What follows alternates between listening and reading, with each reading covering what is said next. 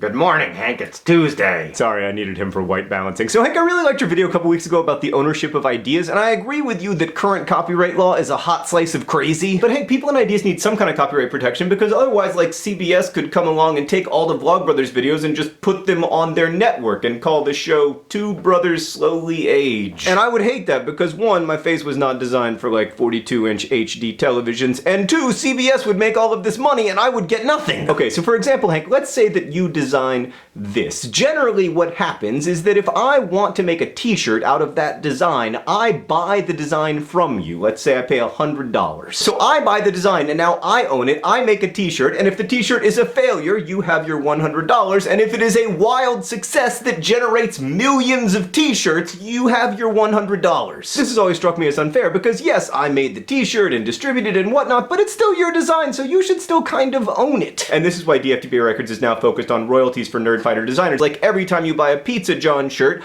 I split the royalties with Valerie2776 who designed it. It's her design, but it's my face and mustache, so we go halvesies. That's relatively simple. This is very complicated. So Hank, a few weeks ago, I'm scrolling through the Tifios tag on Tumblr, as I do, and I come across this, and I'm like, that is a fantastic poster and I want it to be on my wall. So I reblogged it and then I sent the Tumblr user an ask saying like, we should do this on DFTBA Records, it'll be so fun. And then she wrote me back and she was like, yeah, I didn't design that and I don't know who did. So then I asked Tumblr, does anyone know who designed this? And a 16-year-old Filipino nerdfighter named Nika wrote in and said, yes, it was me. And I was like, great, all of our problems are solved. And then Nika was like, yeah, I made this painting and then someone turned it into a poster. And I was like, okay, who is the someone? And Nika was like, I have no idea. So then for a couple weeks, Nika and I were doing some like hardcore Sherlock style detective work on Tumblr, and then finally we found the person who adapted the painting into a poster. It was another 16-year-old nerdfighter, this one living in Norway, named Ashild? When I asked her how to pronounce her name, she said, given your inability to pronounce the Swedish title of your book, I don't think you can do it. Which is just not fair because I am excellent at pronouncing For Eller Sonare Exploderjag!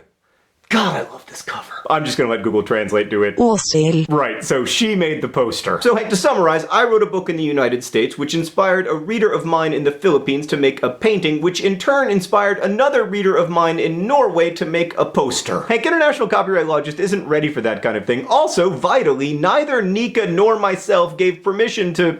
I'm just gonna call her Ashley. Neither of us gave permission to Ashley to make the poster, but we both love the poster. So the three of us on 3 different continents came to a royalty agreement, then we paid the guy who designed the font, and now, at last, it is a poster that is available for pre-order now at dftba.com. I will sign the first however many are pre-ordered. Hank, we need better copyright law, but in the meantime, we have to try to do well by each other and by each other's ideas. For me, that means welcoming and encouraging fan fiction and music or art inspired by my books. But Hank, as you pointed out in your video, when money enters the picture, things change. Like, I would be super annoyed if CBS made an adaptation of The Fault in Our Stars without my permission. But I'm very happy when people like adapt scenes from the book in YouTube videos, even if those videos have ads on them. And we really don't have a good way of defining the difference between nerdfighters making something on YouTube and Viacom making something on CBS. Unless and until the mess of copyright gets untangled and the laws get better, we're going to have to police ourselves. But the good news is that the internet is actually pretty good at that. Heck, I think the most important things are that the internet continues to be vigilant, which don't worry, it will, that we try to be fair to each other, and that we never let copyright law make us afraid to create, because that is the opposite of what it's supposed to do.